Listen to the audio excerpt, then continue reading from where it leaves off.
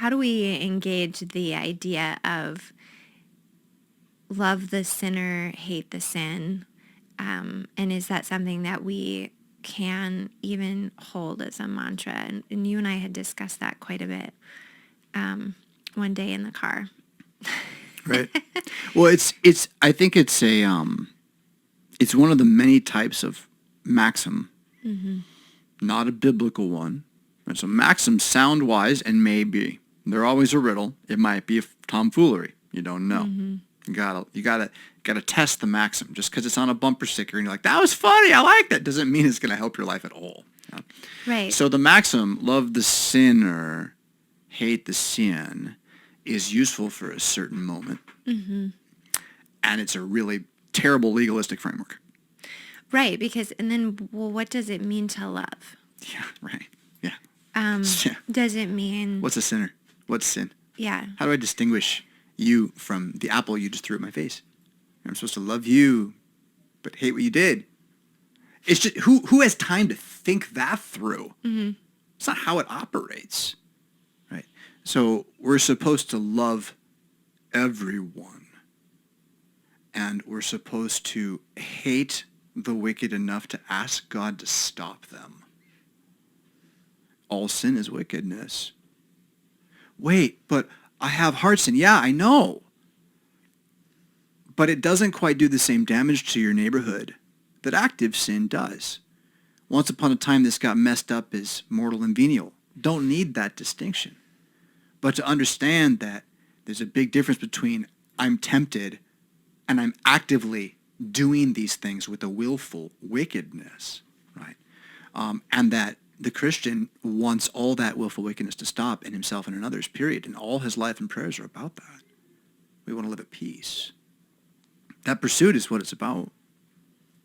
The text that comes to mind here is 1 Corinthians chapter 5. Paul writes this. He says, I wrote to you in my epistle not to keep company with sexually immoral people. Yet I certainly did not mean with the sexually immoral people of the world, or with the covetous, or with extortioners, or idolaters, since then you would need to go out of the world. But now I have written to you not to keep company with anyone named a brother, who is sexually immoral, or covetous, or an idolater, or a reveler, or a drunkard, or an extortioner, not even to eat with such a one. For what have I to do with judging those who are outside? Do you not judge those who are inside? But those who are outside, God judges. Therefore, put away from yourselves the evil person. And what's key here is if you're going to hear Paul for Jesus saying that when you sit down to table, it matters who's there. And he has a command that he gives to us through the letter to Corinth. There are people you shall not eat with.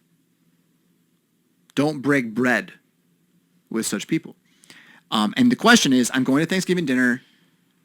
My wife's sister rejected Jesus. My husband's sister rejected Jesus, whatever it is. And now I'm not sure, should I eat with this person? This text says, yes, eat with this person. This person's not a Christian. You can't avoid non-Christians in this world. We're not going to convert everybody, it would seem.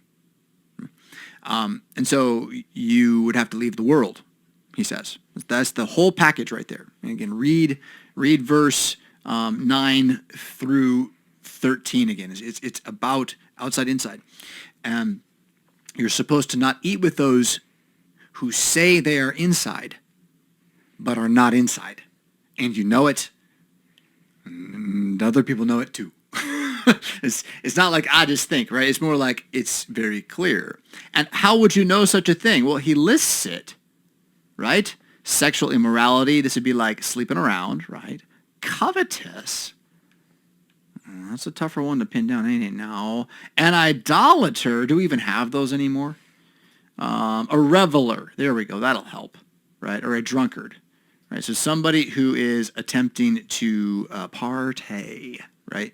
An extortioner, right? Somebody who's not honest with his numbers. And you might even translate that a usurer, I suppose. It says, I don't know, right? What do you do with this? We ignore it, is what we generally do with it, right? Most American Christians, right? We just pretend like it's not even there. So What do you do with it? He says, don't eat with them. Why? Because the inside outside matters. And so, put away the evil from your midst. What's the real application of this for you as a Christian? Indeed, like if I'm going home for Thanksgiving dinner and there is someone who says, I'm a Christian and I'm pro-trans, pro-abortion. And by that, I don't mean, I'm pro 12-year-old surgeries for eunuchs, right? Making eunuchs at 12. I'm pro that. I'm pro murdering babies in the womb, right? But I love Jesus. He's good with all this. Okay, don't go to that meal. Mm-hmm. That is what that says. It's kind of freeing, ain't it? But if they're actually just all that pierced weird and like Odin, right? Yeah, go to dinner. Don't eat the meat they offer to Odin if they think it means something, right? That's the whole... It gets a little tricky, right? But the real thing here is we're supposed to judge the inside. So really where this is don't you know you're not supposed to give your children the option of being Christians or choosing their own religion? Like, don't you know that? You're supposed to tell them that your religion's true and right, and the Bible is true and right, and you're supposed to read it to them out loud. Even if you don't understand it, be like, I don't understand it, but it's true and right?